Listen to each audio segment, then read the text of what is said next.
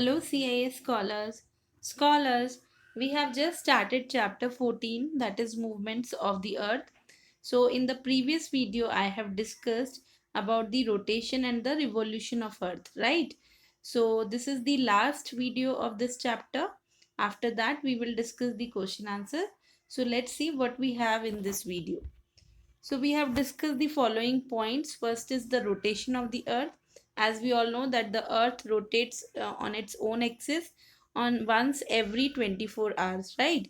So then we discuss about the effects of rotation. So what is the effects due to this rotation only? Day and night occurs, okay? And then we discussed about the revolution of the earth, that earth also revolves around the sun. Fine. Now today I am going to discuss about the effect of revolution. So let's see in the video. So first is effects of revolution. As we all know that the earth revolves around the sun, and due to which earth receive varying amount of heat and sunlight, and this causes seasons. So seasons is because of the revolution only. Fine. Now the hemisphere which is leaning towards the sun has summer, and the hemisphere which is far away from the sun experiences winter.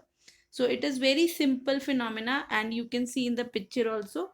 So the hemisphere which is leaning towards the, which is bent towards the sun, that have the summer, and whereas the hemisphere which is far away from the sun, that experiences the winter. Fine. Now let's discuss the solstice. Now what is this solstice? I hope few of you know this word. So when the sun reaches its highest or lowest point in the sky at midday and results in the longest and shortest day on earth, that is known as solstice. Okay. So where we have summer solstice and we have winter solstice. So on 21st June, when the rays of the sun shine vertically on the Tropic of Cancer, the northern hemisphere experience summer and the southern hemisphere experience winter. Now this day is known as summer solstice, and do you know children that this is the longest day in the northern hemisphere. So this year when it will come, you will feel this, okay? Just find it out that this is the longest day in the northern hemisphere. As you can see in the diagram also, this diagram shows the position of the earth on 21st June. Like look at this diagram, you can see the sun rays is vertically on the Tropic of Cancer and the northern hemisphere, and this will experience, the northern hemisphere is tilted towards the sun and the southern hemisphere is tilted away from the sun. Fine. So this is all about uh, the summer solstice. Fine. Now the winter solstice on 22nd December, when the rays of the sun shine vertically on the Tropic of Capricorn, the southern hemisphere experience summer and the northern hemisphere experience winter. Now this day is known as winter solstice, and it is the shortest day in the northern hemisphere. You can see in the diagram, here it is being shown. The diagram shows the position of the earth on 22nd December. So this is the position of the earth on 22nd December. The southern hemisphere is tilted towards the sun.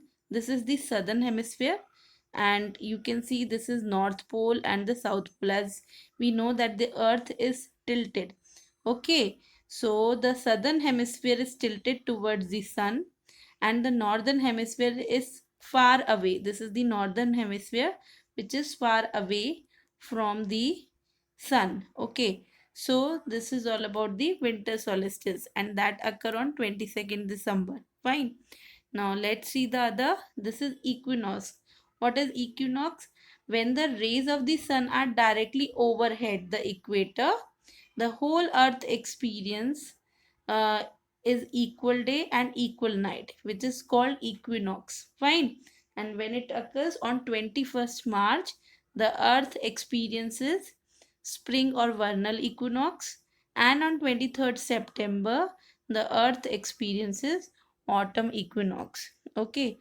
Now you can see the diagram. In this diagram it is being shown. Fine. Here the rays of the sun are directly overhead to the equator. Okay. So this is basically equinox. Fine. I hope students that through this video you get the complete information. This chapter is very small, and now we have only the main things in this chapter, that is related to the solstice and the rotation and the revolution of the earth. And in later classes you will learn more about the movements of earth. Fine. By the time, what you have to do, you have to read this chapter thoroughly, especially page number 137 and 138, and enjoy the video. Thank you.